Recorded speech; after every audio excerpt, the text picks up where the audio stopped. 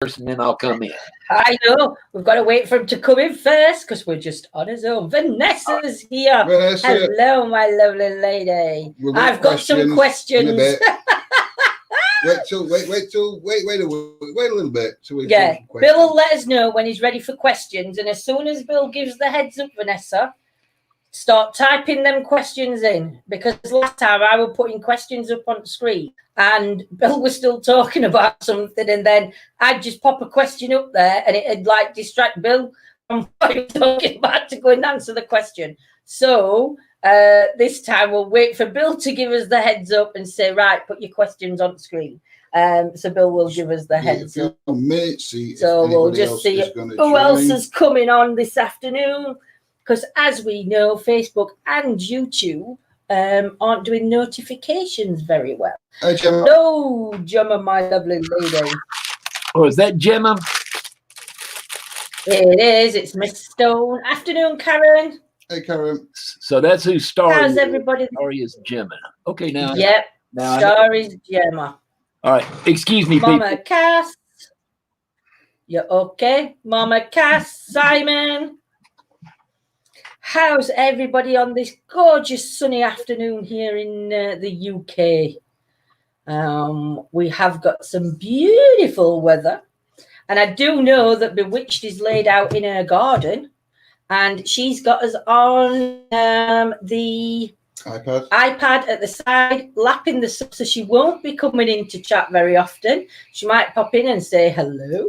But she's got us on while she's laid out in garden, lapping the sun up. Deanna, my lovely lady, how are you? I hope you're well. Yes, I hope everybody is safe and well, and I hope you are all in your day, wherever you are, or night, or evening, or morning. Yeah. A quick note about questions is you will all have questions. We're going to wait for Bill to give us the heads up, and then once Bill says open to questions. Hiya, Johnny. Once Bill says we're open to questions, please start putting your questions in chat. So hold off, and we will put the questions up on the screen. Elizabeth, my lovely, Vonnie, good afternoon. And then Bill can start answering your questions. Drinking my hot cocoa. I know we've got a cup of coffee, and it's absolutely red hot outside. I've got a bottle of water though. Bill, are you feeling better? From Gemma. Christina, hello. She's here, look, Bewitched. Oh no, she's saying hello to Bewitched Elizabeth. They were until he went to answer a question and choked on his breakfast. Yes. Hope you're well, Christina. We did work as guests hard. You see, they even have to eat on air. They can't even. Do you want? I am so sorry to be eating on air, but I had to do something to try to maybe make me feel a little better so I can make it through this. So I apologize, but it's over now. I'm done. All I've got now is my cup of coffee, and right here's it. So Ghostbusters, I know you'd said that. Yes, so Gemma did ask, are you feeling better, Bill? Sis, hello, Craig, hello. Dr. Villain, do you want a Myth and Legends with me? Because we've not at the moment, Dr. Villain, we're he's saying you're making him into Myth and Legend because he's not been on for days.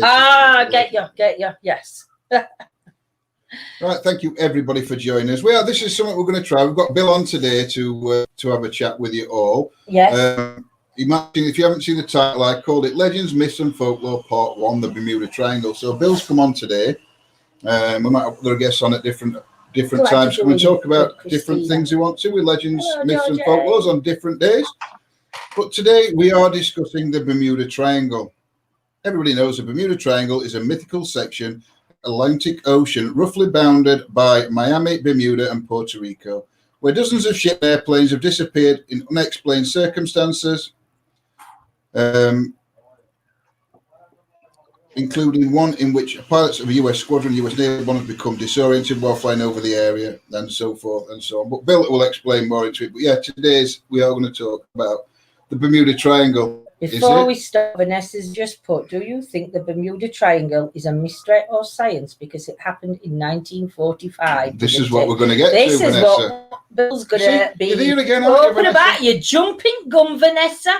You're just jumping gun and jumping in. Hey, Rebecca. Hope everybody's well. Right, over to you, Bill. Actually, Vanessa, I will answer that one for you.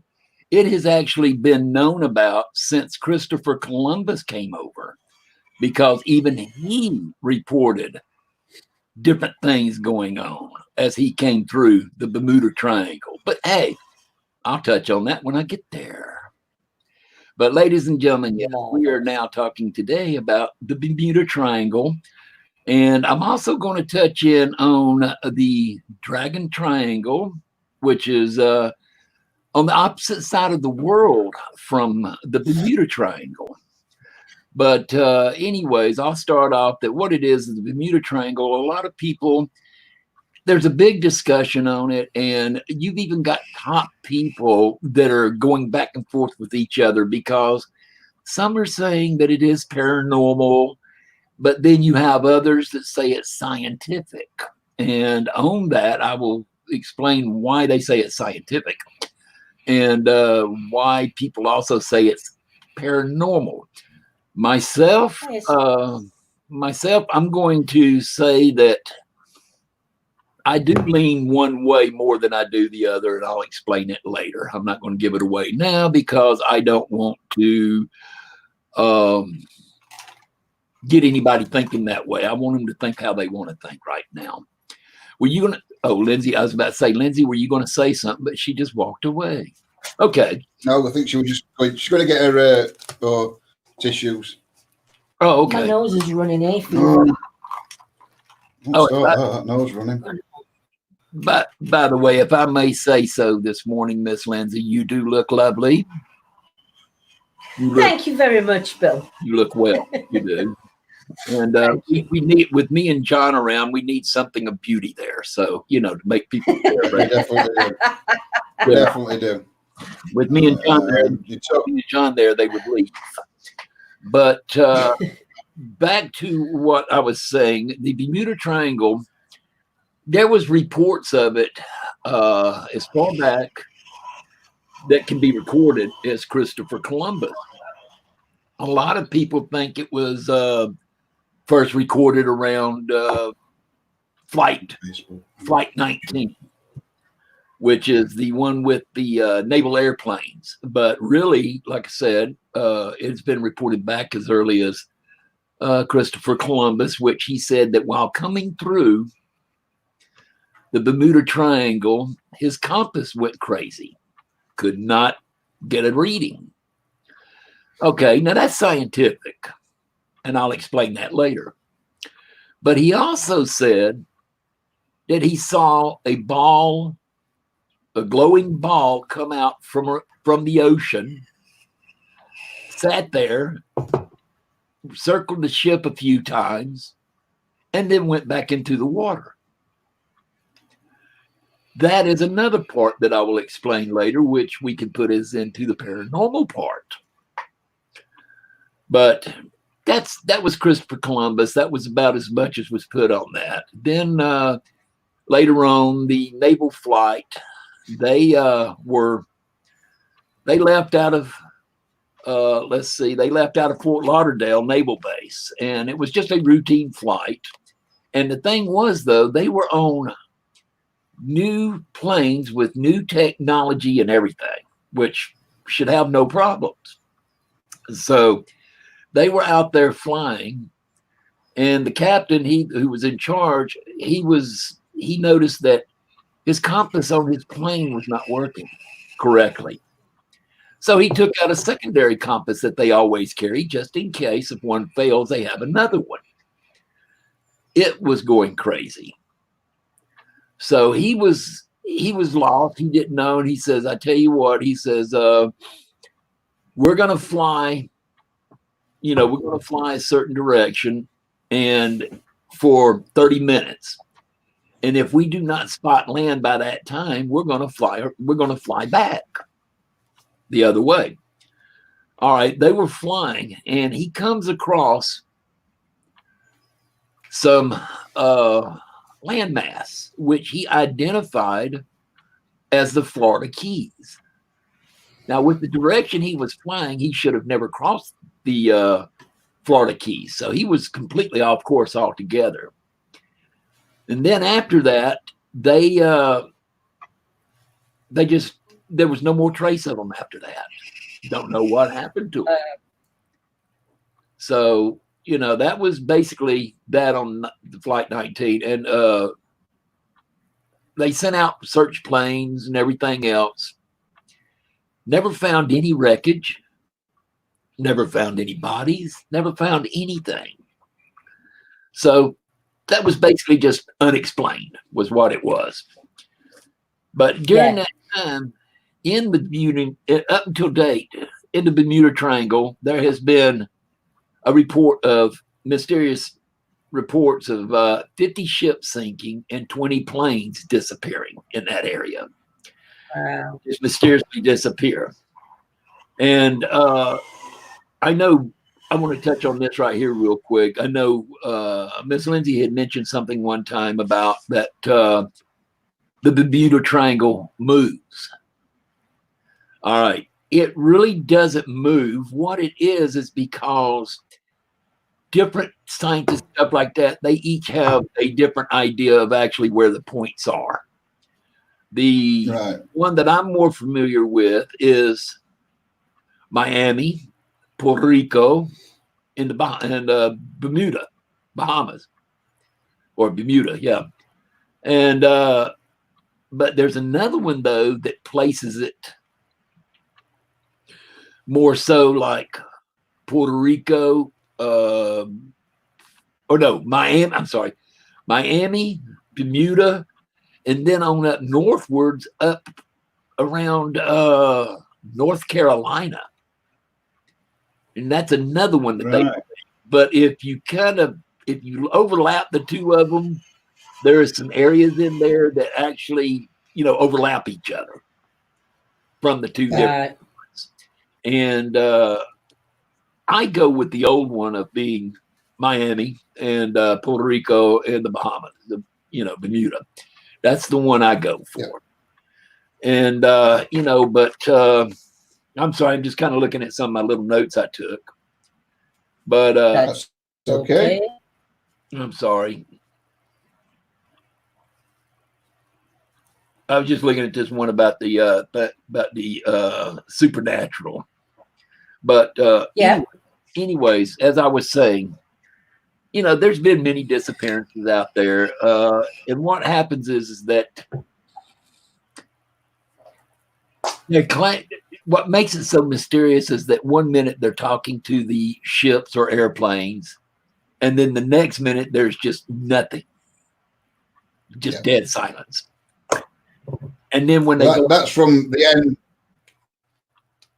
I'm sorry, go ahead. That's from the end of the people That's from the end of the people that are trying to communicate with the ship, isn't it? So it's like an instant for them that it's gone. Doesn't mean that that's happening on the ship, though, does it? It stopped. Yes, the people who are trying to listen to it all that it just stops. They lose all contact with them, and that's with planes and ships both. All right. So you know, there's a lot of strange mishappenings, and due to it being mysteries, people, you know, they want to say, "Oh man, something mysterious happened." You know, we don't know what happened, and what tends to lean that to make people think that is because when they do send out rescue ships, things like that, they're never able to find any kind of wreckage. They're never able to find any bodies or anything. And there's been many things. And I will touch on this too, that some say, and this just kind of make you think about it until I get to reasons, that some say that it is due to the sunken city of Atlantis. Because they want to say that Atlantis was actually in that area because of in Bimini, they found traces of what they call the Bimini Road, which is man-made stuff, whether it be buildings or roads below the ocean. So think about that. All right, now on the Bermuda Triangle, I hate to say it, TV makes it out a lot more better than what it really is.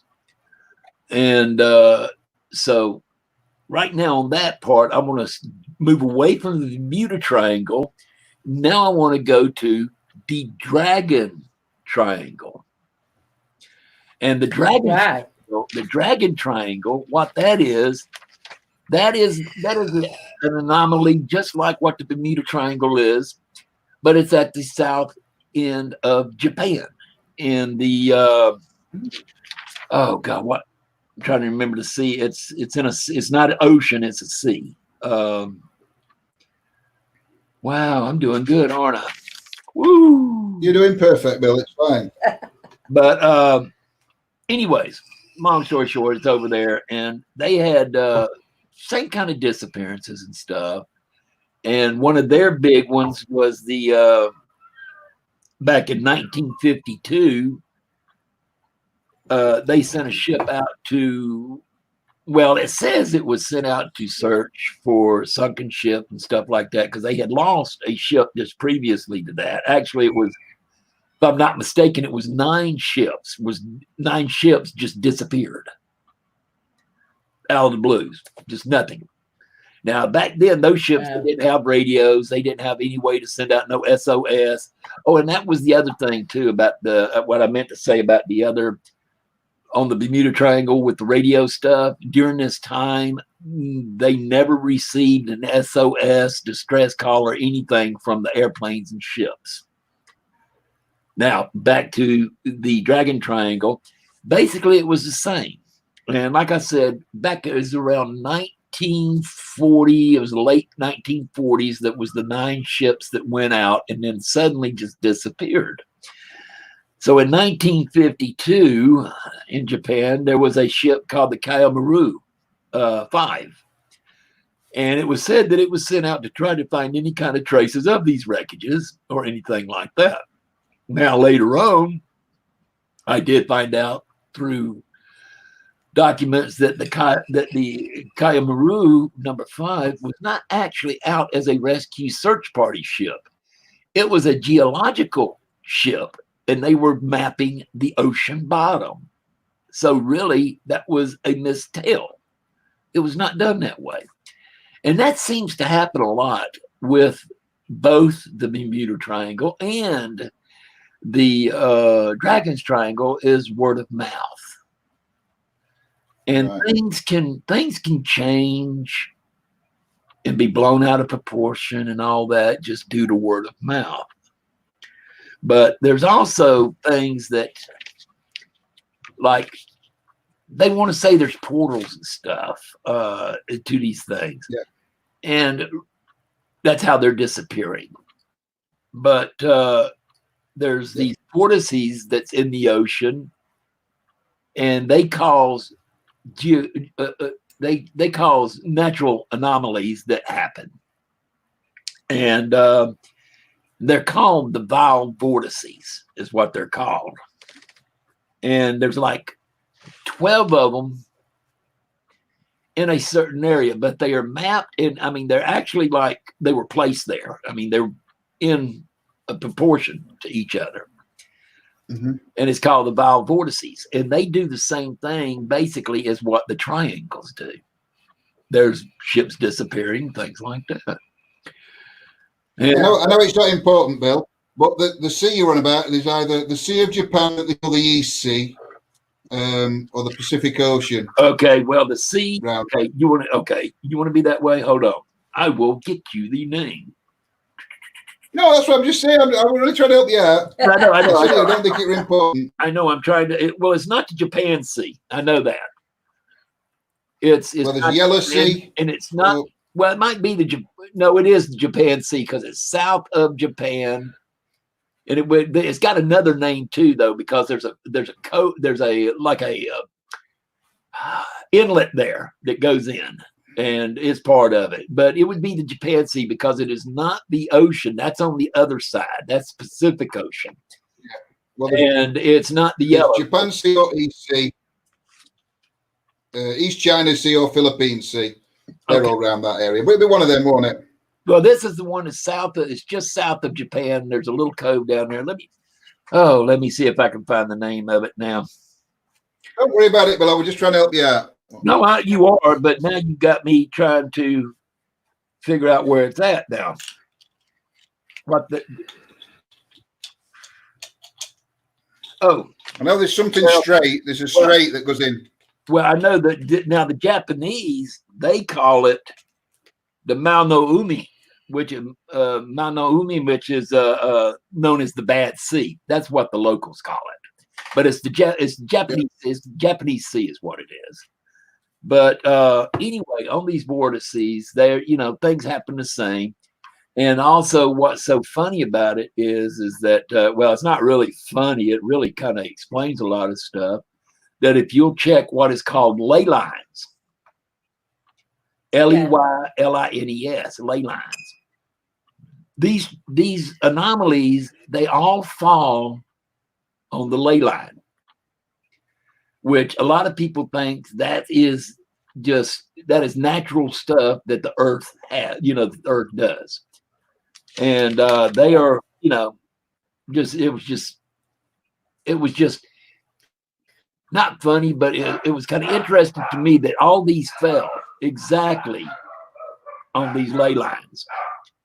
But and then also too, we also have one here in the United States too, the Devil's Sea, right? But also too, the Bermuda Triangle is also known as the Devil's Sea.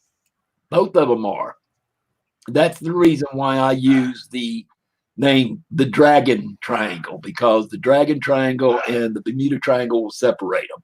If you say Devil's Sea, that could be either one to be ocean, Devil's Triangle. It could be either one. It could be either one at that point. But we also have, I just want to touch on this right here real quick. We also have one here in America too, which is called the oh gosh. Oh, I'm doing real good. I'm having a brain fart this morning. That's okay, Bill. We have a place in our city. It's like that. If you park your car up somewhere, every time you come back, wheels are missing. Yeah, we have one of those too in Atlanta. It's called the Hood. But anyway, what I was going to talk about this one, it lays, okay, it's a triangled area, but it goes from Fresno to another place in California and then over to Arkansas. So it's that little area of Nevada. And inside that area of Nevada falls Area 51, Las Vegas, Nevada. And there has been many reports of planes missing and people missing from that area. A lot of those have been proven of what happened. And on it, I'll touch on it first. On that one, what they have proved is that a lot of that area is wilderness. And it's just places that people don't go and haven't been to. Yeah. And what's happened is that these planes, they have recorded in that area that there's bad downdrafts, and which a downdraft is a column of air that comes from straight down to the ground at different speeds. Now they have actually not clocked them. They've actually measured them out there in Nevada, downdrafts of up to 170 miles an hour. So most of these planes that has been missing out in Nevada in that triangle were private planes, small planes. Yeah. And believe me, 170 mile an hour downdraft is gonna put a plane down. And then, when they send out rescuers and stuff, like I said, a lot of these places are in areas that people don't go. So when they go out, they kind of travel in the knowable area, and they'll come back and they'll say, "No, we didn't find anything." 10 years later, some hiker that's out there in the middle of nowhere. He comes across airplane wreckage, and then all of a sudden comes across bones of humans. Hence, the people that got lost. Okay, now that's the deal with the Nevada Triangle. I mean, that's pretty much it. Now we go back now to the Bermuda Triangle and the Dragon's Triangle, and I'm going to kind of touch in about the different things that people say. First off, we're going to go with the paranormal. Let's do that. Yep. Because believe it or not, it's short and sweet. And I mean, the reason why things have been said about being paranormal is simply because when things happen, there is no SOS calls, there are no distress calls or nothing like that. They go out, they can't find anything, there's no trace of anything. And just peculiar things that happen. And because, like, for instance, this one Navy plane that was sent out for rescue. It's a big one, and it's equipped with all sorts of stuff to find out things. And what they found out was mainly what I'm going to speak about, but also during the same time, unusual things happened, like seat belts would come undone for no reason. Hatches on the airplane would open and close for no reason, nobody being there. So they would mark that up to paranormal. And because of them being in the triangle, they were saying it was the triangle that was doing it. Now, me, myself, and I would say, okay, maybe it is paranormal. Without researching this stuff, I can't positively say it is. But let's say we did, and we found out it was paranormal. There again, just because you're over the triangle does not mean it's that reason. There could be paranormal activity on that airplane from another reason, having nothing to do with the triangle. Yeah. Or in that area also, isn't it? That there could be other paranormal phenomena going on. Well, I would think maybe there might be something attached to the plane. Yeah. So, it could be a long lost flight crew that used to be there and still thinks he is, and he's going in and out of the hatch and, stuff like that. So, that's possible. And then plus also too, there was another one where they did find a ship. It was a Navy ship. It was a cargo ship. It was back in it was the Dorian. Anyways, long story short, they found it. It was nestled on the bottom of the ocean. When they got down there, they found no crew members at all, except for one. There was one person there, one crew member there. Everybody else, and there was over 100 other crew members on that ship, and there was not a trace of any of them. Maybe Jaws got hungry, Who knows? Yeah. But we just don't know, do we? But that's one of the things that kind of lead it into the paranormal. Yeah. But then now we're going to go to, that's pretty, I hate to say it, boys and girls, other than light anomalies and things like that, which could possibly be UFOs. They try to say that, like on the ship, that the crew members were removed by aliens.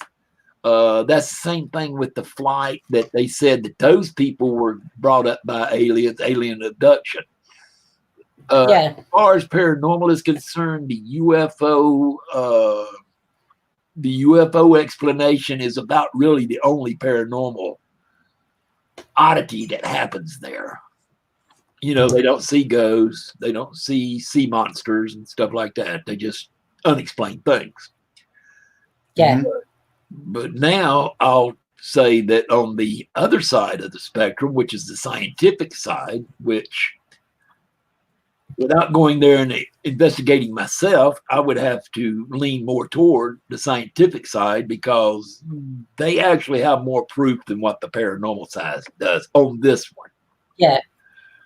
because everybody knows I call myself a skeptic believer. I do believe in the paranormal. You are? I've seen the paranormal, but until I see it, hear it, whatever, I'm skeptic. It's like, Yeah. okay, it could happen, but did it happen? I'm not sure. But on the scientific part, though, like I said, there has been explanations and there has been proofs of what's happening. For instance, like, we're just going to pretty much stick with the Bermuda Triangle, because basically the Devil's Triangle and the Bermuda Triangle, you can put them into the same book and just change the names. Yeah. Mhm. So basically the same things happen. So there's no sense in beating a dead dog and going back and forth. Yeah. Or a dead horse, whatever you want to beat. I don't care. Beat the dead husband. I don't care. But basically on the scientific end of it, it's been proven that one is the downdrafts. Yeah. Because in that area of the Bermuda Triangle, that is where, in both atmospheric and oceanic, that is where the cold and hot waters meet each other, or the cold and hot air meets each other. When that happens, Yeah. nature can have a volatile reaction. Yeah. And what can happen there is that you will get these bad downdrafts, which can take a plane down. Okay. With no questions asked, and it can happen so suddenly that they don't have time to give no SOS or distress call. Now that's the airplanes. Now on the ships, what happens with them is there's a thing. I know we had talked, me and Lindsay had talked a little earlier before, and she had brought up something about whirlpools. Yeah. Through my studies and stuff, I have not really seen, I mean, they do happen, and they could happen in there, but it's not a common occurrence for a whirlpool to happen. But one that is regularly expected and can happen is methane gas. Yeah. Methane gas coming from the bottom of the sea. And what that happens is that you'll have a pocket of methane gas that will start building up below the surface of the ocean. And then it will I think that's what I thought. Yeah. And then it will get so big that it erupts. And when it erupts, it causes bubbles. And what happens is simple. What does a boat need? What does a boat need in order to float? It needs water. Without water, it can't float. And what happens is a lot of these is like, say, for instance, you have a big tanker and it's moving along, or a cargo ship, long cargo ship. And it's moving along because some of those are as long as like 3 football fields or even bigger. And it's moving along. Yeah. And all of a sudden, a methane pocket erupts. It was proven that if that methane pocket erupted, and it erupted, say, maybe a third, like the front third of the ship, front half of the ship, or even the back half of the ship, we go either way. Half of it's in the water, and then half of it gets hit by the methane gas bubbles. What happens at that point is that it loses its buoyancy where the bubbles are, and one of two things will either happen. One, the ship will break in two, which it can do because the front half is being kept, or the one half is being kept in the water, which is staying buoyant. The other half has lost it, so it just breaks off. Or it will actually just, it'll just go straight down. That's it. Now, the other one is that in that area, it is very common for hurricanes to start. Out in that area, we'll say they start as tropical storms. And these tropical storms can produce gigantic waves. And these gigantic waves can actually capsize a boat, which at that point would happen so quick. Again, no SOS. The other one is the rogue wave. That is the wave that they can be as much as 100 feet high, and they just come out of the middle of nowhere. That can be done due to seismic geological shifting and stuff like that, and anomalies, which can cause the rogue wave to come in and to capsize the boat. There again can happen so suddenly that no distress or SOS call is given. Now, the only difference, I will say this, between the Bermuda Triangle and the Dragon's Triangle is they have one other thing that can help lose ships. And mostly with the Dragon's Triangle, mostly its main thing is really ships. But they have a lot of undersea volcanic eruptions. Now, if you were going across and all of a sudden one of these underground volcanoes erupt, you're gone. And you have no time to give no distress call. So they do have that extra one right there. Otherwise, they also have the rogue waves and stuff. They have the methane gas bubbles, but they used to say it was due to a dragon that lived on the bottom of the sea. But, we all know now. I mean, I'm not going to say dragons didn't exist. I don't know. But we know that it's not a dragon living on the bottom of the ocean that caused this. It was a natural phenomenon that did it. And real quick, back on the 9 ships that disappeared, that the one ship they said they sent out to go find, they didn't tell you until the end that the 9 ships that disappeared that were not able to give any kind of SOS or anything like that was 9 fishing boats. These boats are small. They're not that big. So it wouldn't even take a rogue wave to capsize them. And that area over there is also known for storms. They could be out there and all of a sudden a storm come up. And this is in the Pacific area now. This ain't down in the Triangle. This is over in the Pacific. And now the Navy now has a big weather station over there because it is so bad that the Navy, they look ahead, and if they see a storm coming, they can see how big it is. And if they have any ships out that's close enough, they will bring them into harbor. If not, and they're too far out to make harbor, they have to ride it out. But they have even lost ships due to that. Yeah. Like during World War II, they lost, due to that same incident, they saw 3 battleships just get sunk by waves because it was just so strong that it sunk 3 battleships. But other than that, that's about it on the triangles. I think it's more scientific than it is paranormal. Now, ladies and gentlemen, we might even run a little bit longer, but I am now ready for questions if you have any, and we'll go from there. Brett did ask a question earlier, but if he'd have got into class on time, he'd have found our answer. Brett did ask about the triangle moving. I did put it up. No, I don't think the triangle moves.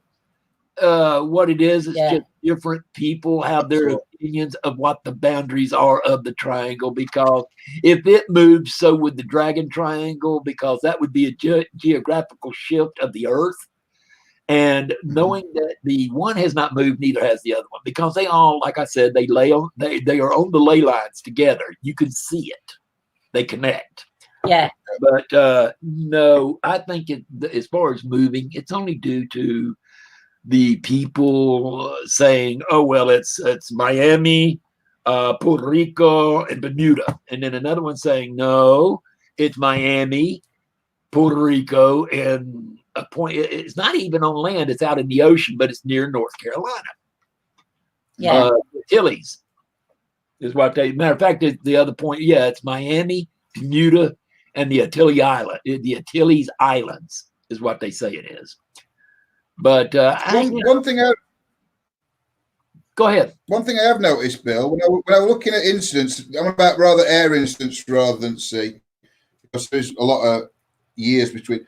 But there seems a time between 1991 and 2005 that there were no disappearances of aircraft in that area. Why? Is there a reason for that, or because it jumps like? Oh yes, I am so sorry. One of the things I wanted to touch on. Thank you, John. Was due to the compasses. And the reason on that is, and it also holds true on the vortices, the vile vortices, the Dragon Triangle, the Bermuda Triangle, is the anomalies with the compasses going out. Okay, if you check the ley lines, just about every point of the ley line has a magnetic anomaly. And it's magnetism there because at the Stonehenge, you have it. Dragon's Triangle, you have it. Bermuda. And what happens is they get in that area and that magnetic anomaly takes away. It's just like taking a compass and putting a magnet under it and moving it around. And that's the same thing. There's a magnetic anomaly which causes the compasses to go bad, which in turn causes the people to lose their bearings. And they get lost and they run out of gas, and they get hit by a rogue wave and all that. But when you said that, I do remember one other one that I will touch on paranormal, and it is more toward a vortex or a wormhole, is because of the one flight that took off out of the Bahamas, and he flew through the Bermuda Triangles. And when he came out the other side, he was in an area that he was not planning on going to. He's completely off course. And also, what's so funny about it was he had lost 3 hours. Unexplained. Wow. Unexplained 3 hours. Now, on that I cannot say. But I do believe in what I call them stargates. Wormholes, stargates, portals, whatever you want to call it. I do believe it could have happened. But that is the only case that I have found that happened to. No other cases said that, only that one. The only other one you might could have even take was that Navy flight where they're out east of Fort Lauderdale in east of Florida, and then all of a sudden now they're back at the Keys. I just say misdirection on that one though. But that's I'm sorry, but I didn't need to throw that in because that was one of the paranormal deals. And but most of it, Flight 19 pilot error to above paranormal, that was pilot error, I do say. Due to the compasses. That was December 5th, 1945, that one, weren't it? Flight 19. And it's a magnetic anomaly. Deanna, Kristen, I think it's a combination of all those. I'll say it's a combination of all of those minus the paranormal. I think a lot of people would like to go down that route, though, wouldn't they? Do you think a lot of the paranormal experiences that are commented on or whatever are from the lives that were lost there rather than causing the lives being lost? Yes, it's because they couldn't find them. It's because they couldn't find them, and they want to come up with a reason why they could not find them, and they want to use it that. And on that one, as far as the paranormal, they want to use as UFOs. That's what they want to use it. They want to say that UFOs, they were beamed up and the ship was sunk or a plane was taken, whatever. But I'll be honest, I don't swim in the ocean anymore for one simple reason. I don't want to become an appetizer because in that area, in that area of the Bermuda Triangle, there's a thing out there that is called a great white shark. And it has kinfolk there too, which are lesser sharks like black tips and stuff like that. And you know, they have an appetite for meat. And they're carnivorous, you know, they love meat. So these missing members could also probably be known as supper. You know, it was dinner time. A dinner bell was rung. Yep. They came and eat. And then about the only thing they might not eat would be the bones, but then they settled to the ocean floor. And with the currents and everything, the bones would be covered up in no time with silt and dirt, well, sand, and they wouldn't be seen. So at that point, there goes the deal of it's not seen. Let me hold on just a second. I see this and popped up with, go back to above paranormal if you could, John. A lot of trying. It has changed something to shift though. It was another one. It was a long one. Okay. A lot of triangles have time ship association, especially the land-based ones. But he has changed something to shift. Time shift, not time shift. Time shift association. That was the one, like I said, the only one that I really found on that evidence on that was that one private plane that took off out of Bermuda and or out of the Bahamas and flew, and he lost the 3 hours. That is the only one I have really been able to really find.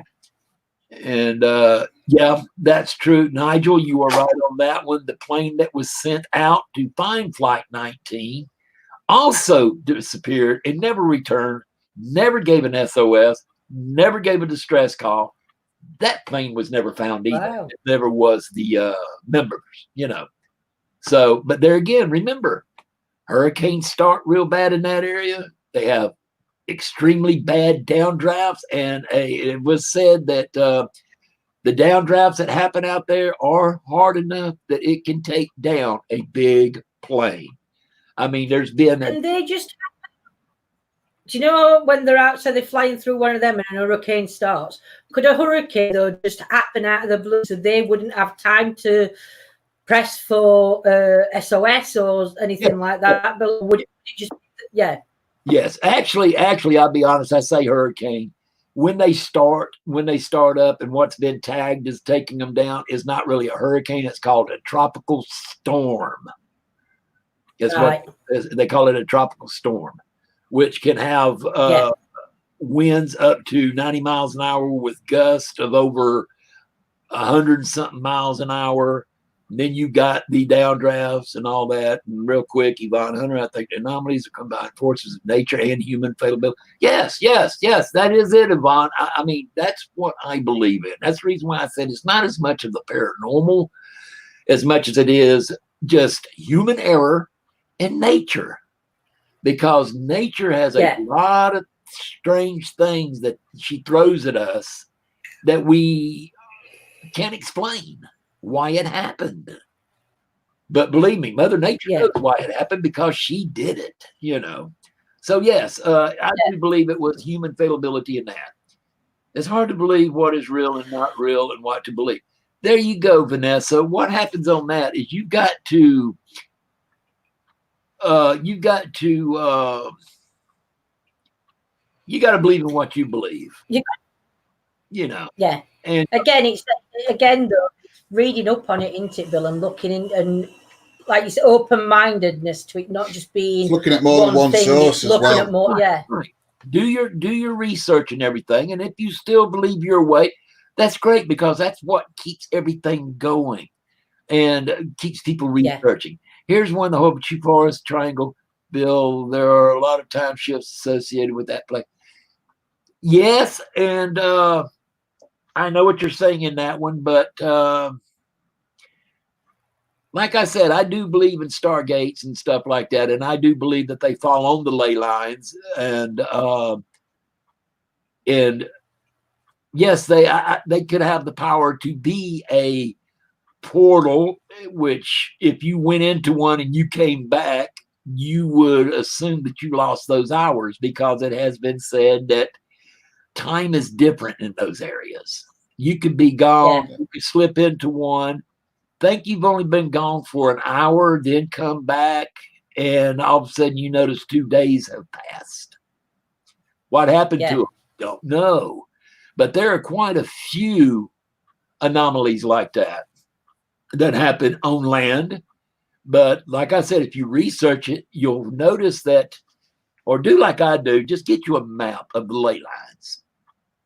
And when something happens, look at it and see, did it happen on a ley line point, where they met?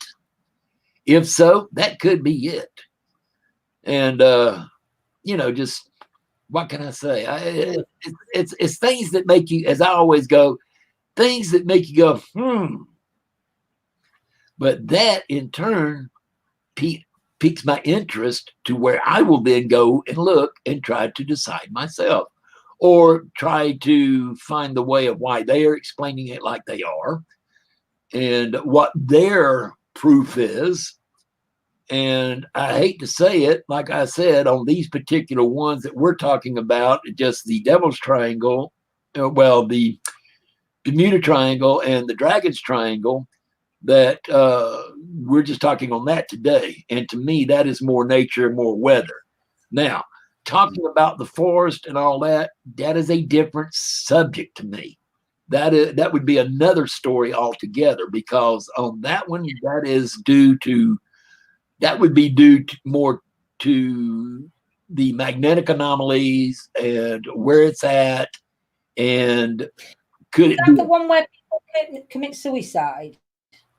Are you talking about suicide? Is that the one where there's a circle in the middle? Is that the one that Brett's talking about, or is that the one that's got that clearing in the middle? Well, in Japan, you've got the suicide forest. And then in North Carolina, you've got the Devil's Playground. Then in another place, you have the forest, which, and it's in the United States also, that has the round clearance that is said that nothing grows inside of it. And that's the Devil's Dancing Grounds or something. I can't remember how they said it. But supposedly, if you go to sleep or you camp out in the center of that circle, you will not be there the next morning. And things that are placed inside that circle next morning will be outside the circle, but yet nobody was ever there. So, like I said, that is a completely different story. And on that one, I can, like I said, that one I can relate more toward paranormal. But like I said, we're talking about the ocean ones right now, type things. So, but let's see, hold on. We'll put that one on the next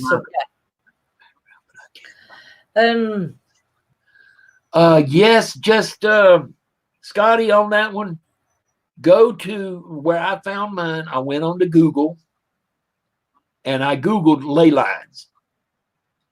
And I found one down there. It had a map, and it was a full map of the globe of ley lines.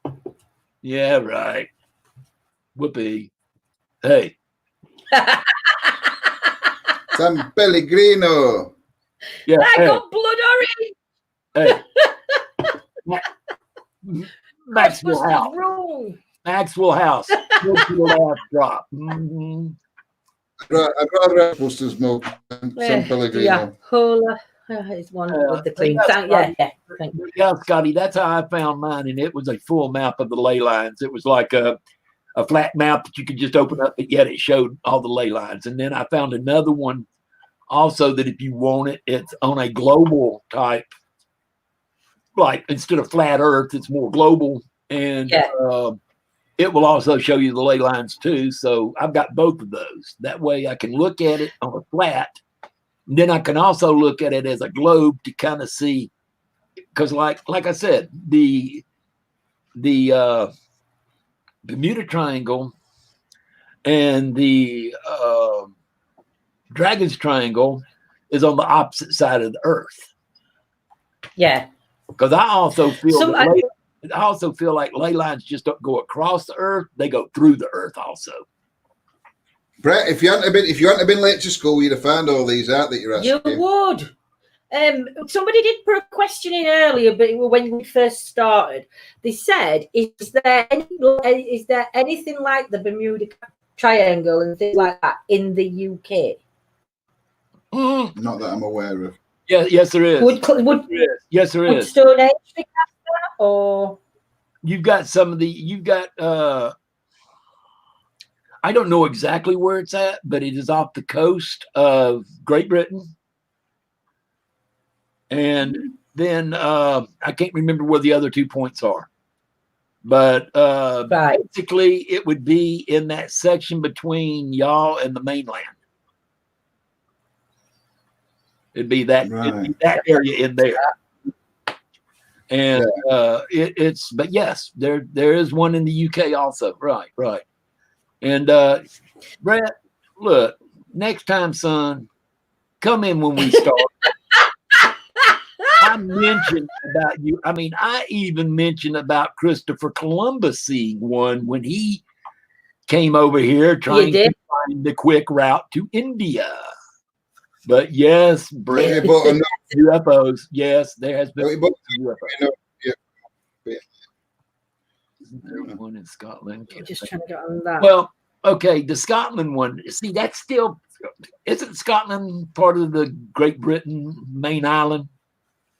Yeah.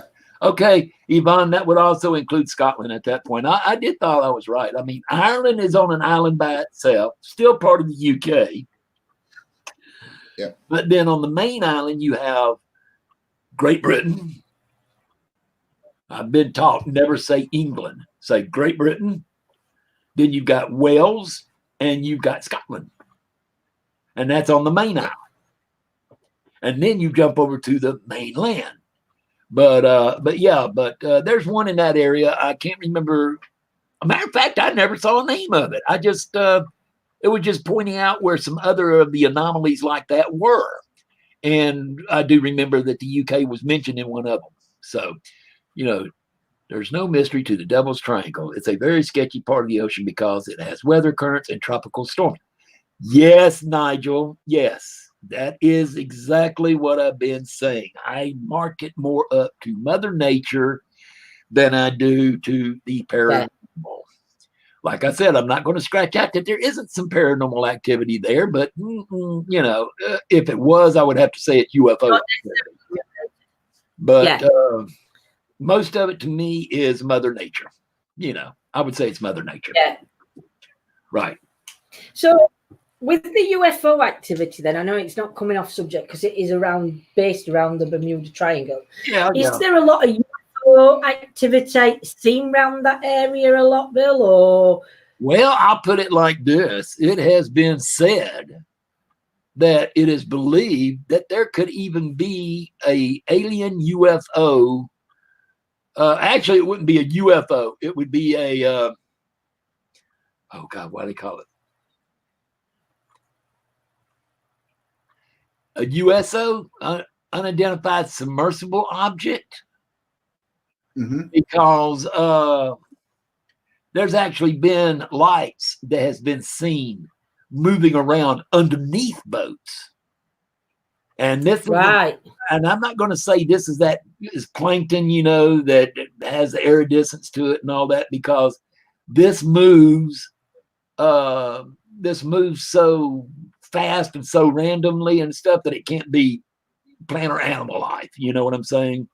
So yes, but yeah, it has actually been said that in some of the deepest trenches, including over in Japan, even they've got one that I'll put it like this: they've got one over there that you could put Mount Everest in, and the peak of Mount Everest would still be over a mile under the surface before hitting it. That's how deep that trench is. But they also say that it could be a UFO base. And because people, I was watching something, I don't know if it was on your feed or what feed it was, but they were talking about, no, it wasn't yours. It was somebody else's. I do remember that. Oh gosh, my brain just went on a Bahama cruise and left me standing at the curb. Wow. I'm sorry, folks. I'm sorry. When you get older, things like that happen. It's called CRS disease. And because we have ladies in it, I will say it's can't remember stuff. Now, if it was just me and John, I might say something else. But anyway, in the Bermuda Triangle, Gemma, no, because usually when pirates are done, there's always a trace of something. If nothing else, a boat that's been scuttled, or you might find dead bodies that they killed and stuff like that. So, I mean, yes, it could be. I'm not going to say no. It could be. But, no. John, can you flip back to the one right before that one? Before Brett's right there. It was a long one. To Sissy. Oh no, that way anyway, guys. I'm going it with Vanessa. She's popping off. Only other one that was on screen was Sissy's, and she put, "What about Sweden? Do we have any Bermuda Triangles?" Well, that would kind of still be in that area where I was talking about with Great Britain, probably. Yeah. No, there was one between this one and that one. There was two of them. I mean, there was another one in between. It was a long one. I can't remember what it was. Okay. Oh no, I know. I clicked on Vanessa's. If I see it, I'll put it back up. No, Brett, I have not discussed the pyramids that have been found. I did mention about the Bimini Road, but I also said that is another story in itself. But yes, there has been a crystal pyramid found. And there again, wow, would be where the magnetic anomalies are coming from. But that's it's just like I said, that's kind of another story because that's getting more, as far as I'm concerned, into lost cities. Oh yeah, so again, that goes on to some. Let me put it like this, folks. Here we go. The Bermuda Triangle. It has been proven that there are many other places around the world that more ships and planes have been lost in than at the Bermuda Triangle. The Bermuda Triangle was made famous back around 1960 by an author that wrote about it in a pulp magazine called Argosy. I remember I used to get Argosy, and I remember that particular print, that article. Yeah. And but yeah, I would go because the Bermuda Triangle, I'll put it like this. The Bermuda Triangle is one of the most traveled commercial routes of anywhere else in the world. And if it was bad as what people say it is, we would have lost more than 50 ships and 20 airplanes in that area if it was worse, if it was as bad as what they say it is. Because flights, commercial shipping, all that goes through there all the time. And there's nothing that happens. And but there again, too, I will say this, that equipment now is a lot better now than what it was back in the 40s and 50s. Think about it. We've got computers now. We can do all sorts of things. We've got GPS. Back then, you didn't have that. Because like a GPS reading would not be affected by a magnetic anomaly because GPS is taken off of a satellite. And that's above us. So, right. Yes, Brett, you're right. Quartz is a natural amplifier. A matter of fact, quartz is a form of being able to record. It can keep information in it.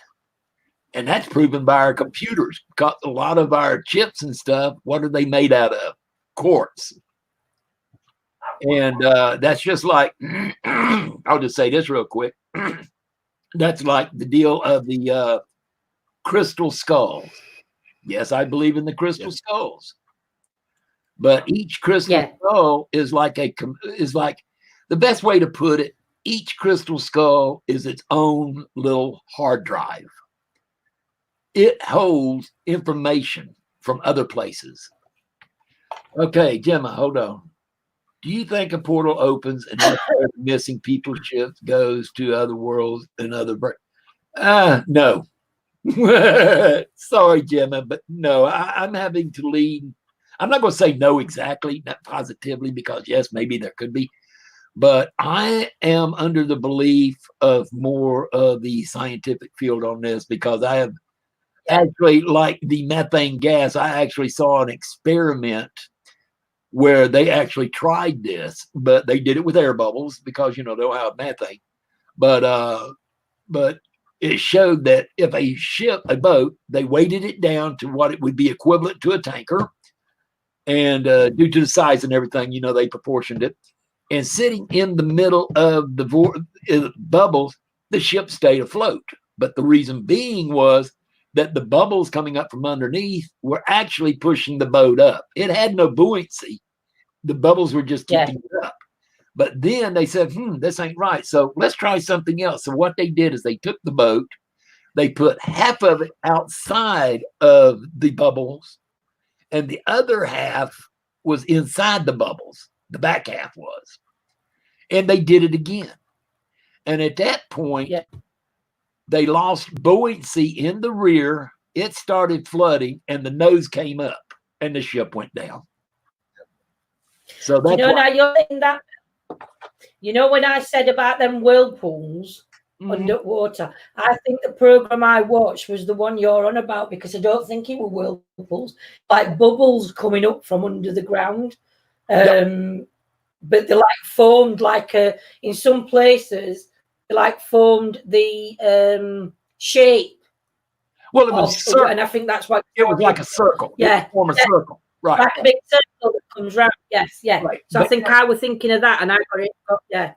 But there is things of whirlpools also. But usually when that's usually due to a seismic shift or let's say earthquake underneath the ocean, and the ground opens up some, and what happens is that the water rushes in, and when it rushes in, it's like pulling the plug on your bathtub with only one opening. It forms a whirlpool. So that, I mean, what will happen? Yes. Okay, Brett. Science now believes all the skulls have been proven fake. They are all modern polished marks with another story, Brett. That's another story, because I also have proof that they are real. So, you know, it's there again. It's back to the thing. What do you believe? What do you believe into? Which one totally agree with that.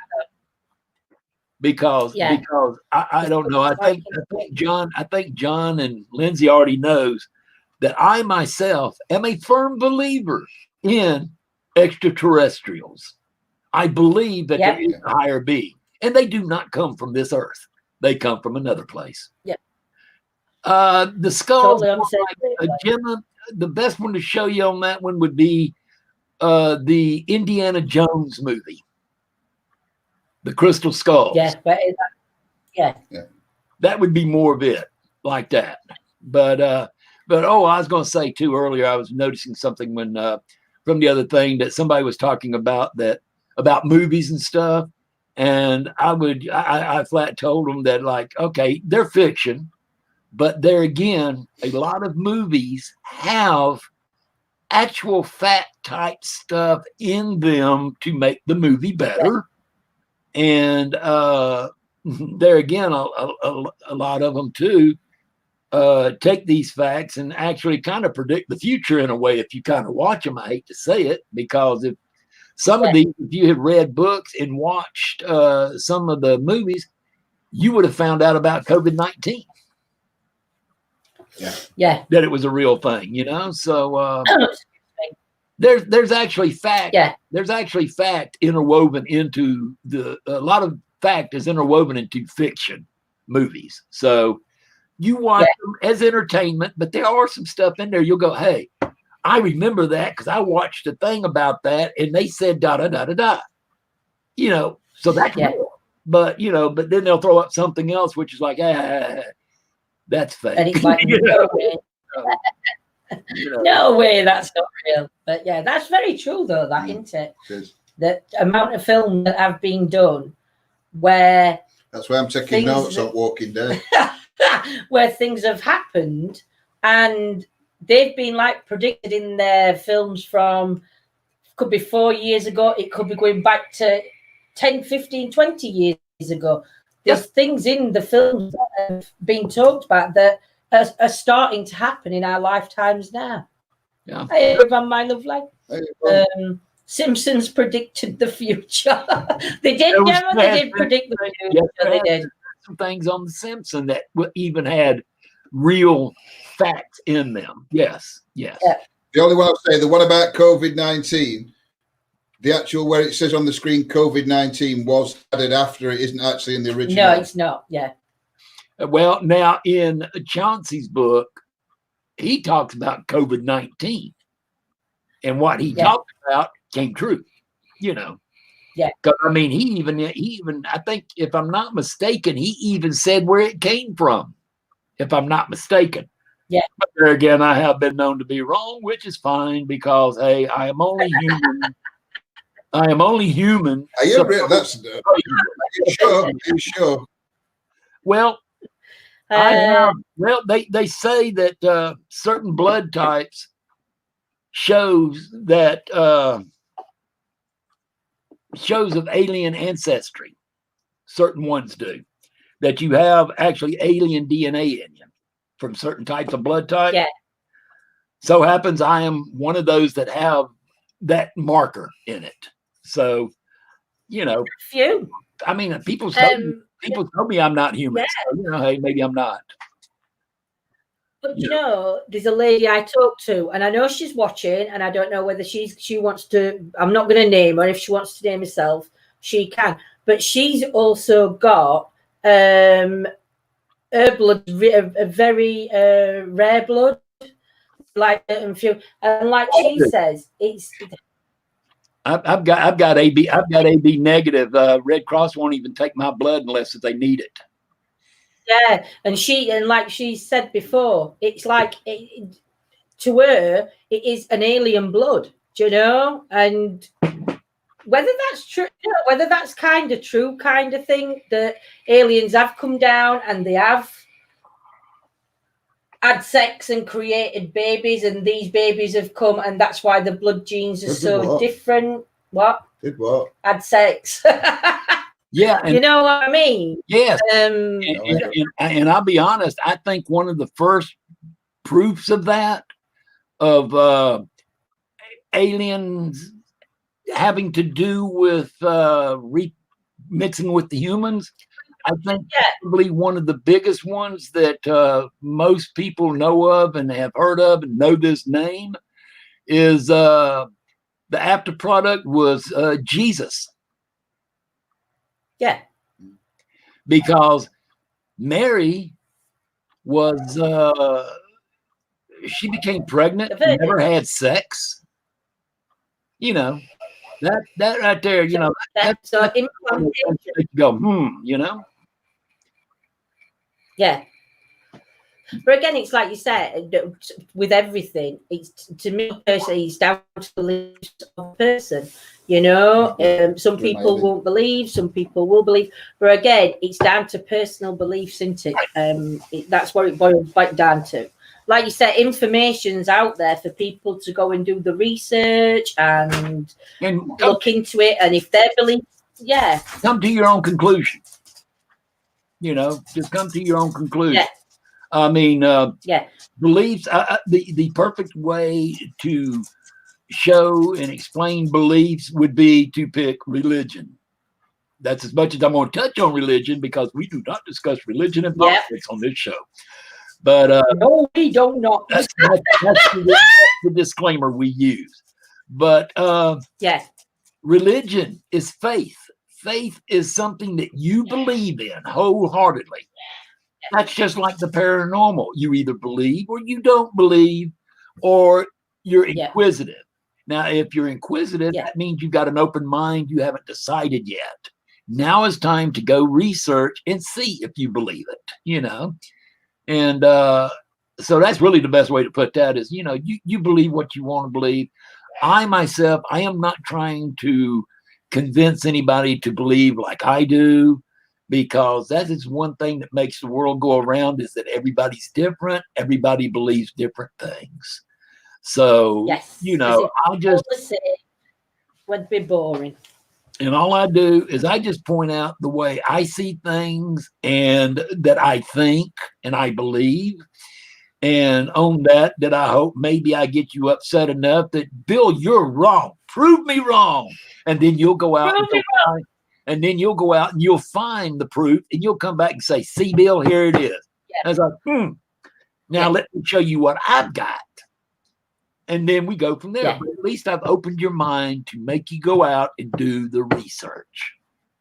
Exactly. That is my whole goal right here. Just to be able to make you think. Don't be a sheep. Don't be a lamb led to slaughter by people telling you things that are fake. Just to try to get you to do what they want you to do. Don't do that. Be smart. Yeah. Okay. Reese's negative. I watched a video of the film Descent. I'm Reese's negative, but I think that could be the scene as aliens. Okay, I've always heard about that Reese's negative factor too, but that is one of the factors that they do draw in as an alien factor, because it's mapped out on the DNA that is unlike any other human DNA. It is a mapping point that is trait that only certain ones have, and they try to say, and that's where they say that is the ones that has the alien trait in it. Now, the ones who don't believe in aliens, you've got in chat that are Reese's negative. If you're in chat and you've got Reese's negative blood, just pop in chat whether you're one of these that has the Reese's negative blood. I know I haven't. I was going to say, the reason why they say Reese's monkey is because most of the ones that say that, if you'll go check with them, they'll tell you they don't believe in aliens. So if they don't believe in aliens, they've got to come up some way with it to give their reason of why it's like that, you know? Yeah. But there again, too, I've also read, too, that AIDS comes from Reese's monkeys. So, you know, hey, take that with a grain of salt, you know? What can I say? Yeah. You know. Like you said, the kid has got no mother. Do what, John? So what are you going to say? The kid ain't got no mother. Yeah, what are you going to do? Kid ain't got no mother. You know? What can I do? You know. Oh, so we've got Gemma, we've got Mary. Went out to the bus stop, and they gave little Vito a hard time, and little Vito got upset and reached into his backpack and took out a pencil and stabbed him in the neck. Stabbed her in the neck. I mean, what are you going to do? The kid ain't got no mother. Sorry, Tom. I'm sorry, Tom. I used that one. I will give that credit. We've got to give that credit. That is a story that he uses due to a friend that he knows that always says that. What are you going to do? Kid ain't got no mother. Hey. So that one I will have to give credit to the Tom Gully show. Yes, I will. We do, and it's a very catchy we've got saying. Claire, Gemma, Brett, Yvonne, Deanna's put Mera. Well, I don't see. I don't know what they're saying. Okay, am I going to have to? Hang on, I'll put that up. It's all right. I've put it up on screen. Hey, Joel. Christine. Oh, next. Deanna, call me ignorant, Deanna. What is that? Mero, what is that, Deanna? Call me dumb, call me stupid, whatever. That's something for me to learn about now. Mm-hmm. That's good. That's good. I'll put Deanna's comment when she puts it in. You got me thinking now. Mm-hmm. Yeah. This is it now. You're the teacher, Deanna. So now, after this little thing right here, I know what I'm going to be Googling and finding out about, and seeing what. Exactly. See, thank you, Yvonne. At least I'm not the only one. Yvonne Hunter has also said, never heard of that, Deanna. Yeah, I've never heard of it either. So very interesting, Deanna. So we'll wait for your comment to come back up, and then we'll put you on the big screen. But yeah, if anybody else has got any questions, please feel free, and don't think they're going to be stupid questions, because no question is a stupid question. Nothing's ever a stupid question unless if you ask me what. Well, no, because see, I can even prove you on that one that 1 + 1 is infinity. Yes. Think about that. Think about that. Okay, Danica, ancient lines that trace back to Nephilim. Where is that? That's interesting, Deanna. Where's Nephilim at? Nephilim. They're like archangel. Nephilim was supposed to be archangel, half human, I think. Yeah. Oh yeah. Okay. Hey, we're back at alien abductions now. Yeah. Yep. You know, because to me, I believe an angel was an alien.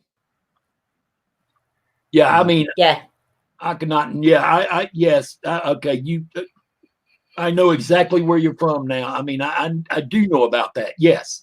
I just never heard it said that other way. But Nephilim, that's the half angels, half humans. That's when they came down and mated with the humans. And the thing is, too, those were also the angels that were cast out. So those also became dark angels.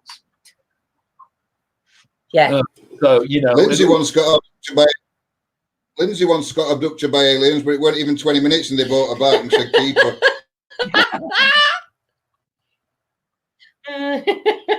My brother and Diana's put my brother and I have done the tracing, and Brett's put Nephilims on in the Old Testament.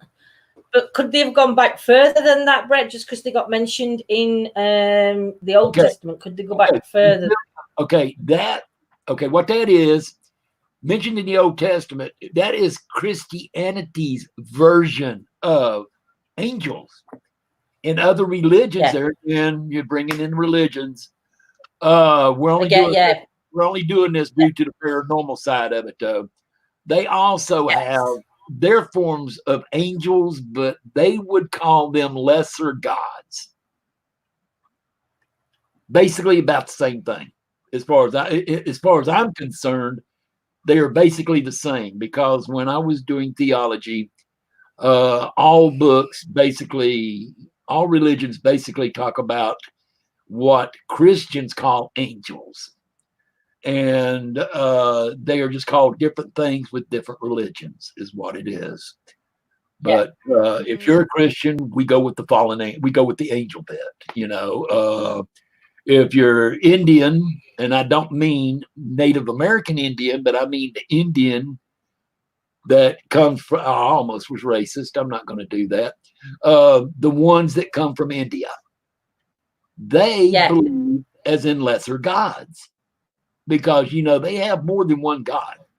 They have a God of death. They have a God of this, a God of that, you know. And there again, I hate to say it, the one thing that I love is, I will say this, this is about religion, and it states that, you know, people say, this is what always gets me, that people says that there's only one God, you know.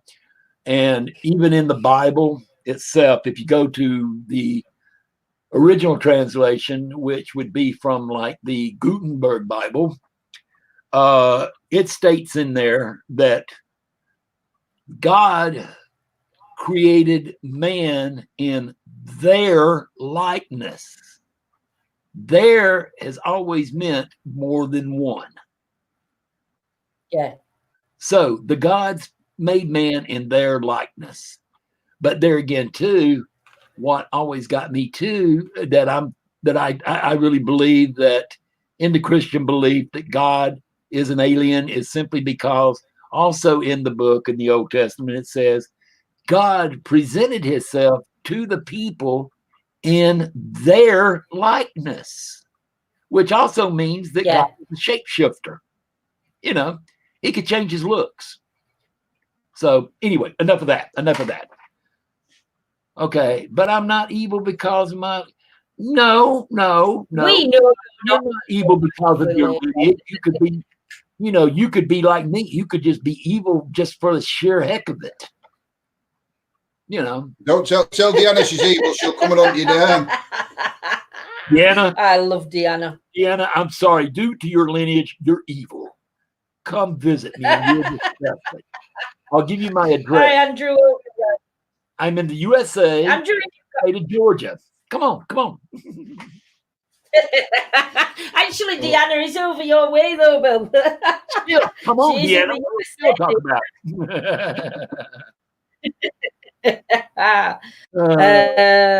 We are a multi-year-old science experiment, says Amen, Brett. That is the one thing that I have always said, and I do believe in, that yes, we were an alien. We were an alien experiment that went wrong. Yes. Why wrong? Because man is a cancer. Man is a cancer on this planet. Mankind destroys pretty much anything it touches. Also, mankind is the only animal that will kill just for the heck of it. No other reason. Just to be killing. So, made me think. There were a film, and you'll all remember it, Matrix, and that Agent Smith said something similar to Keanu Reeves in that, or to, I can't remember. He said like human kind of we just spread and destroy. And that's quite right. Basically, like in the Matrix, basically they're human beings are basically cattle. They're not free range, but they're kept and they're used for the bodily essence, and that we are actually a part of a giant collective. I wish I were kept in use for my bodily essence. You might be and just not know it, John. I'm not. What you are experiencing right now could be a figment of, as I say, a fig Newton of your imagination. You might just be thinking you're thinking this. You might just be thinking that you're touching. I think I'm a figment of his imagination.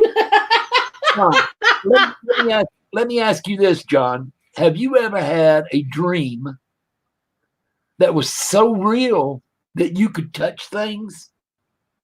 You could pick stuff up? Yeah. What is it to say that you're not there right now? Have you woken up? Very true, that. Could you still be asleep? Because you can have dreams within dreams.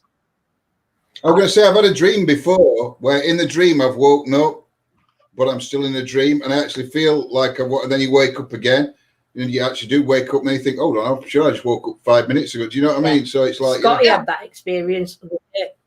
Yeah, that's what Scotty had a similar experience. That's what I was saying. Dream within a dream. Mm-hmm. Yeah.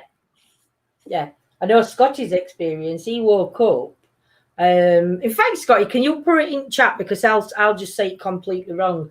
But again, it's similar to that, because he went to sleep at one time, but then when he woke up, it was like 12 o'clock. But then he'd not gone to sleep. He'd not gone to sleep while 1 o'clock or 2 o'clock. So he woke up before he went to sleep, kind of thing. There we go. I felt like I woke up, but it was before the time that I went to sleep.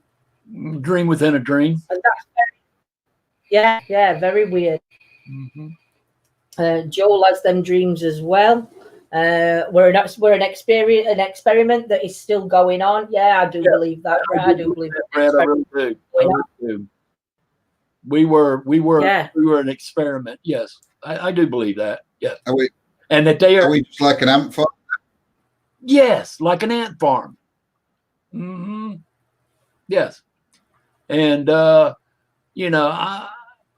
I also believe that they are walking among us too. I do. Yeah. That's okay, Lee. Okay, let's see. Von Hunter, You're right. Bill, I have experienced that, but how do we know dreams are not our reality? Time, etc., is all just control. Agreed. But how do we not? How do we know or not know? We don't, because I have had dreams that are so real that I would have sworn it was not a dream. But then the other one I also like too, which people use the word deja vu, is the deal of where you have a dream and you know names, you know people, names and stuff you've never heard before or seen before. And then maybe a month or two down the road, all of a sudden now you run into this situation where you're looking going, I've been here before. Something feels really strange. And then all of a sudden then you meet somebody and they give you their name and it's like, I've already met you.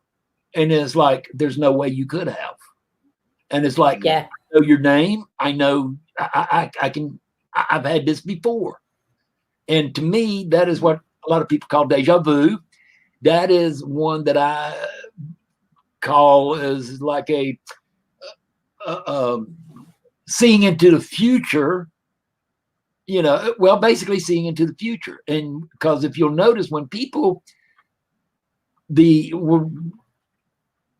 people that say that they can see into the future and they'll tell you what your future is going to be and all this, if you'll think about it, when they do this, they go into a dream state. Yeah. In this dream state, they can see things. And I believe that dreams have a lot more to do with just, you know, things. Plus, also, too, I'm lucky. I don't have many dreams for the simple reason I don't care for them. But I can actually cause myself to have a dream and to dream about a certain subject, even and a certain person. But then if I'm sitting there one night or laying there, I don't sit and sleep, I lay. But I have a vivid dream. And I know it so well, but then the next morning I don't wake up. I mean, I don't wake up. I praise the Lord because now I get a long vacation. No, I wake up and I don't remember my dream. But yet usually those are the ones, for me, those are the ones that turn into deja vu for me. Yeah. Those are the ones that later on down the road, I have that same experience. Now, am I in a time slip? Did I go to the future and then I come back? Did I time travel? I don't know. Did I have a clairvoyance of seeing into the future? I don't know. I can't explain it. All I can say is that I know what I saw, heard. I can't explain it, but it happened. And I was reading something the other day, and I might get this wrong, but they're on about as dreams, and they said we haven't got the ability, something in as dreams, to make up people and faces that we haven't seen before or something. So is it actually spirit that's in your dream? I mean, I don't know.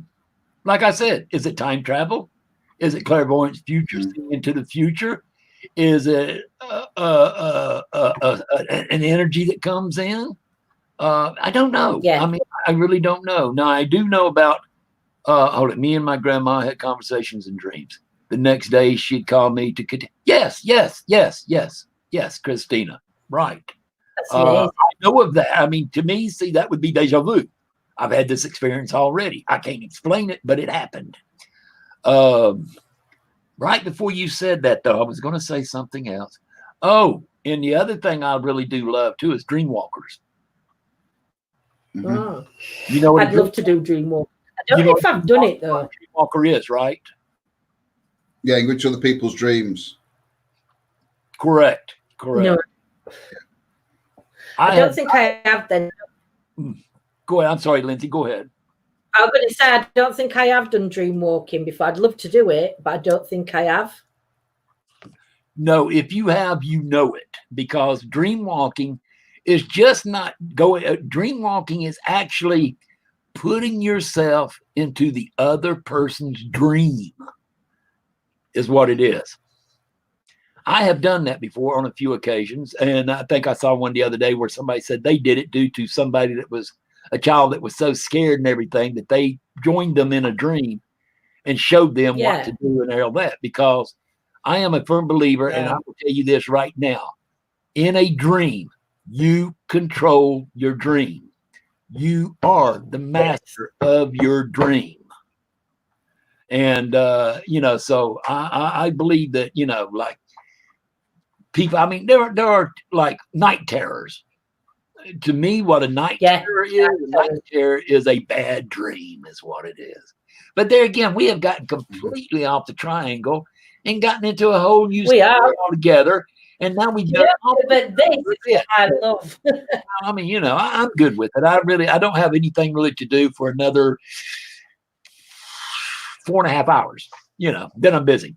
But so if anybody still asks while we're talking and discussing dreams, because I know a few people have popped in after the Bermuda Triangle talk. So if anybody has got any questions about the Bermuda Triangle, please pop them into chat, because we will go back to that topic. But if you have anything else, you can ask, and I might say next. Yeah. There again, you might have a question for Lindsay or John, though. I mean, feel free to ask them questions too. I mean, they're also very smart. So, who told you that? Give me a break. Okay, John. Somebody lied. Okay, John. Somebody lied to me, John, and said that. Okay, but I had to believe them. Only smart because I've got about 4 devices outside of me. Oh, we Google them. Hey, that's smart, because here's the deal. This is what I practice. Oh, look. This is just some of the stuff that I wrote down. That I wrote down for today's little show. And there's like 6 pages. There's like 6 pages on the triangle, but that I wrote down, because what I did is I wrote down what I knew and what I remembered, and then what I couldn't remember and I was foggy on, I went back, researched, and said, yeah, there it is, and I did it that way. But God, I lost track again.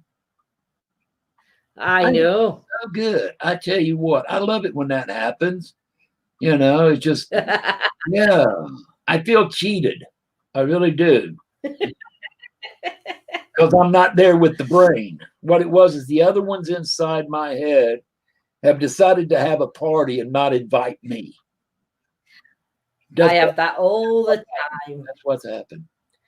All the time. Well, if they're having a good time, I'll be honest, I hope they get busted. I do. For not inviting. Deanna's got a question.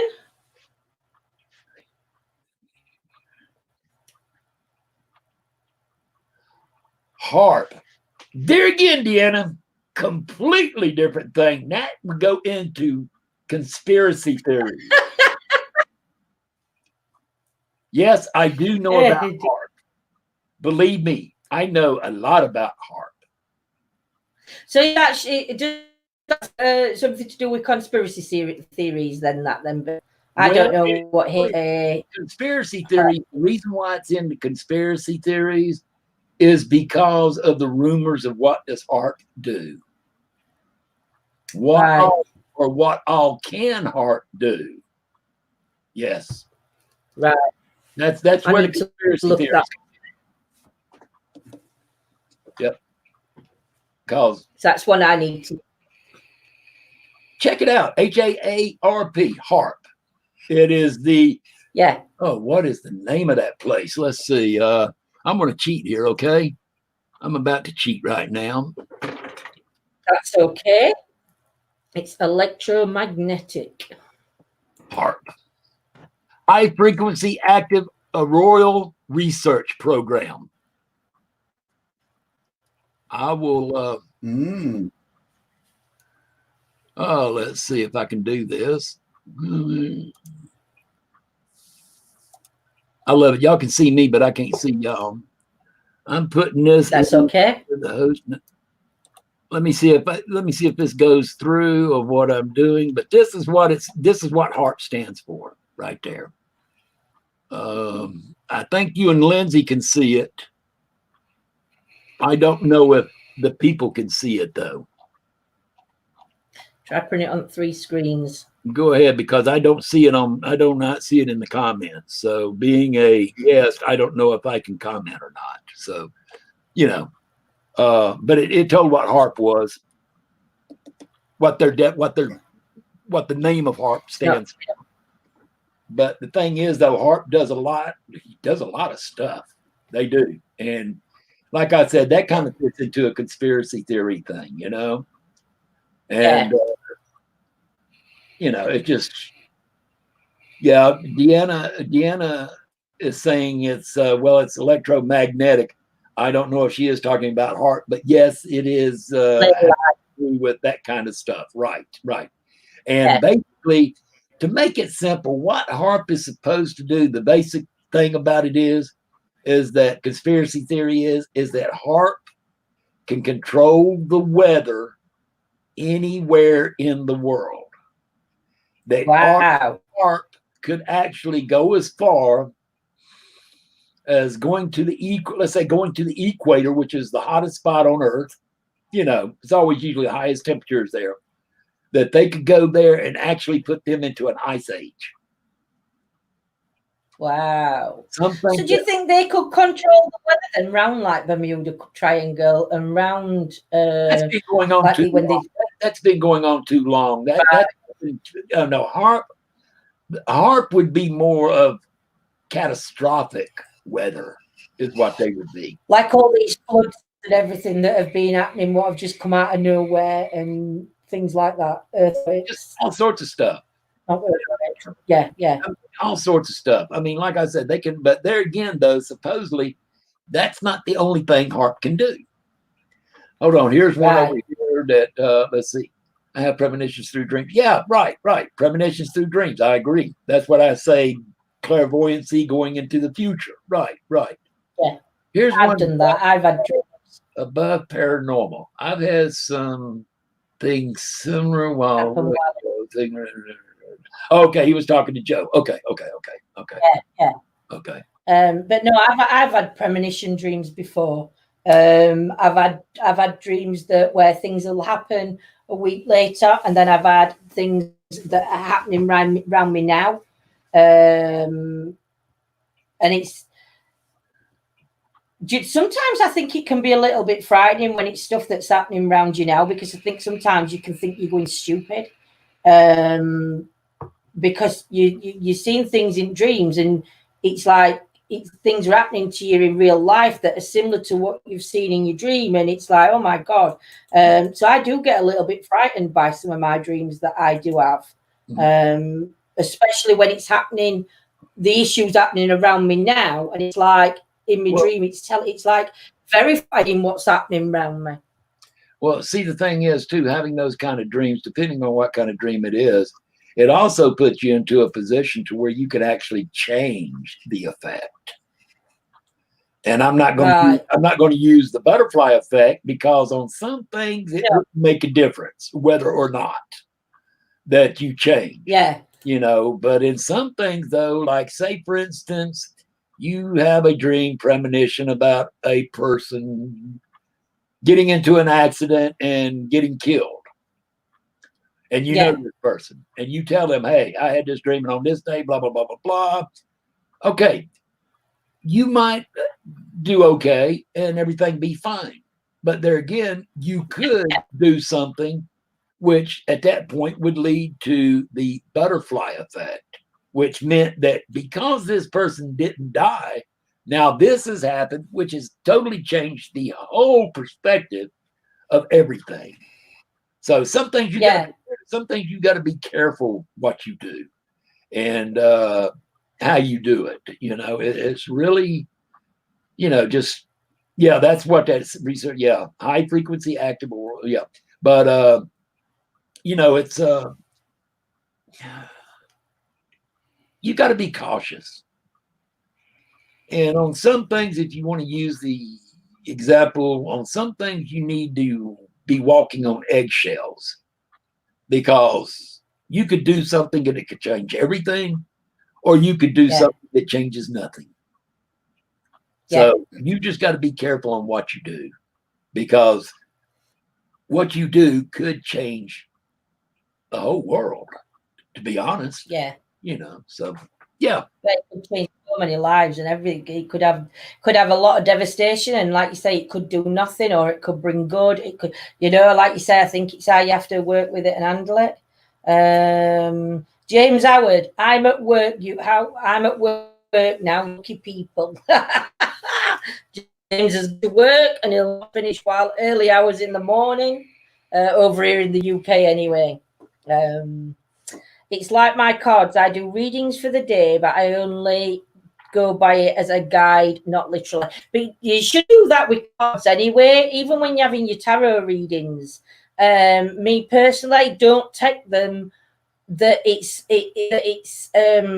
I don't know what word I'm looking for. Okay, here it is, Lindsay. You don't take a reading verbatim, word for word. Yeah, that's it. Yes. Use it as a general guide. Because I'll be honest, most tarot readings, especially if this is the reason why I won't let Lindsay do mine anymore, is because she knows too much about me, and tarot reading is basically a generology. It's just the general thing that can be, this is what is around you. This is what could happen. If you want it to go that way, continue. If not, you need to change paths. That is exactly. It's more of a guide than anything. But there again, you have got to believe in it. If you do not believe in it, it don't matter. It don't matter. Yeah. But there again, I hate to say it, due to that, the brain is an amazing thing. Yeah.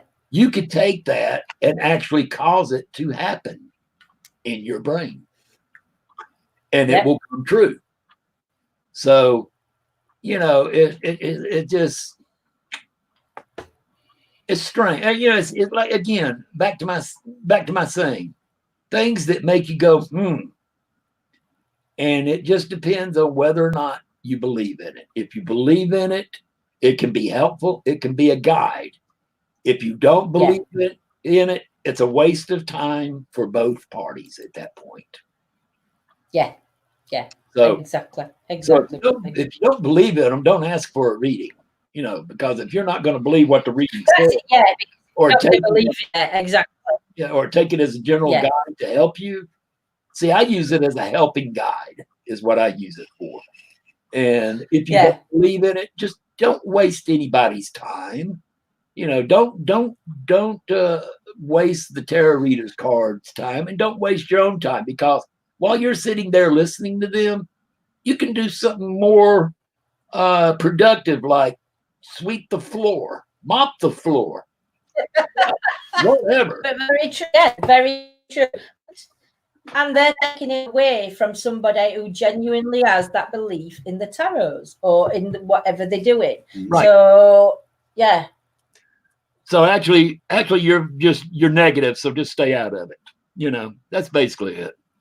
If you don't believe it, don't mess with it. Let somebody else have the chance that does believe in it, because that particular day, that particular reading could have a lot to do with that person, to either make them either feel better or feel worse.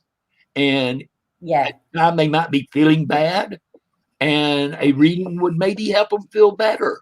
Which, if nothing else, even if the tarot card reading is not real, and the person believes in it, and it makes them feel better about themselves or the world, you've done a positive thing there. So if nothing else, it helped that person. It did its job. Let it be. That's the way I feel. So, Exactly. But there again, that's just me. I love you too, Deanna, my lovely lady. I love you too. But John's put. Joe's put, I know who is a legend. Can you guess who? LOL. So John's put me. I was going to say John. Yeah, I was going to say John's the legend. Yeah, John's the legend. Legend. Hey dear. And you want me to yeah, so anybody got any more questions? I can tell you why John is such a legend. I can tell you why John is such a legend. Because he has to put up with Lindsay. I will actually agree 100%. Lindsay's such a talent. I definitely do agree. Lindsay's a very. I'm sorry.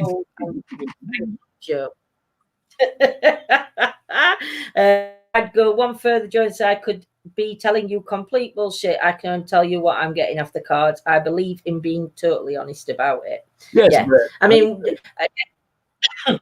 yeah. I think sometimes though some things shouldn't be said on cards. I mean, I'm all about positive things anyway. And some things, if I needed to be said, I think you have to be truthful, but I think you have to dress it up, or how you word it is. It's how you think for your card readings. It's how you're wording it, because you don't want to upset anybody and you don't want to make them feel bad about themselves or anything. So yeah. See that's the difference with me. On a tarot reading card, on a tarot card reading, if it's negative, I want to know about it. I do. If it's bad, I do. Yeah. If it says I'm going to die in 3 days, let me know. I got things I want to do. You know. So I would be honest. I am honest, but like I said, a lot of my focus before I start my readings is for positive energies. Yeah, but if you got something like that, Bill, like say, well, I'll go with that one. Somebody's going to die in 3 days. You wouldn't say you're going to die in 3 days. You say, if I were you, I'd go and see a doctor. Do you know what I mean? I'd go and check out with doctor. No, with me, if I read them, I'd probably see, well, I can see in your future a dirt nap pretty soon. Can't be saying that. That's not good. But there is. So, in other words, Lindsay, you're trying to say I would not be a good tarot card reader? No, sir. No, sir. No, sir, I would not be a good one. Yeah, because I am too. See, with me, my problem is I'm too honest. Exactly right. I'm too truthful, and I don't sugarcoat nothing. No, I do it. I don't think I say it as I see it. Yeah. See, I do and I don't. I don't hide anything, but I'm very careful on how I choose my words to say things, because I'm not one of these people that likes to upset somebody else, Bill. Do you know what I mean? So it's not that I sugarcoat me. Yeah. I don't sugarcoat my words, but I will assess how I'm going to say something before I say it, if you know what I mean. Because I don't like to upset anybody. I understand exactly what you're saying, because I just had a long conversation the other day with a person who is a founder of a certain paranormal group. And I did have a talk with him, and with him, I was just flat, blunt, and straight out. But like I told him, is when you speak to people, even if it's on a negative term, that you pick your words wisely. Yeah. Because I can choose my words, that I can use pleasant words and stuff like that, which says the same thing as if I said the bad things. But what I really love is when I get the person to start, especially if they're being mean to me, that I leave them in the situation of, well, I've told them what I thought. I have put them in their place, but they're sitting there with their mouth open because they don't know what to say, because what I just said was negative, but very friendly. Yeah. I love that.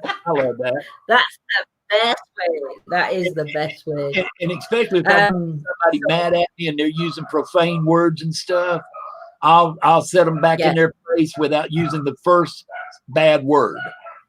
And then, it's like, hey, basically, I'll usually tell them, hey, look, first thing come first. I'm not coming down to your level. You know, that's Joe might kill you know. them with kindness. That's the way. That is the way. Kill them with kindness. But yes. So I think, my lovelies, because we are about to hit the 2-hour mark. So I think we're going to leave it here if there's no more questions. I'd like to thank everybody for joining us now. And I know it's a difficult time because UK time, it's like middle afternoon, but we have to do it. So Bill has other commitments, and we have to do it at a certain time. So thank you to all those that rewatch and watch it on replay. And again, if you've got questions, put them into chat, because we can always answer your comments. Bill can always comment on you and answer for you. And so if you have a comment that is directed just to me and whatever, you can always hit me up on Messenger, and I will feel free to explain or give you my, you know. But yeah, I think at the 2-hour mark, I think that's pretty good, because I know in my contract it says anything over an hour goes to time and a half. Anything over 2 hours goes to double time. So I'm not quite sure whether Lindsay and John can afford my rate. So, you know. You do realize it's Ranger Rob poopy bags we're paying you in, don't you? Hey, they got extra long handles too, and that nice lemony scent. They're good for carrying. Yeah, lemony scent. They're good for storing those extra body parts and stuff. You know, they're really good. Let me run. We got somebody at the front door that I've got to go answer. So let me go see what's going on. No worries, Bill. Take care. Thank you for joining. Bill. All right. Bye-bye, y'all. Bye, everybody. It's been great. Bye-bye. So thank you to everybody in chat that's joined us for this live. My eyes look really tired now because I had to take a tablet before we started, and I just need to go to sleep. Because it's like really making my eyes heavy. But thank you for everybody that's joined us. Thank you to moderators, to each and every one of you that have come in and joined us. We'll let you know what's happening later on what we're doing. And enjoy the rest of the afternoon, what's left. And stay safe, everybody. Yeah. See you soon. Have a good weekend. Take care. Bye. Bye. It will do when I actually end it. Press button too many times. Need a new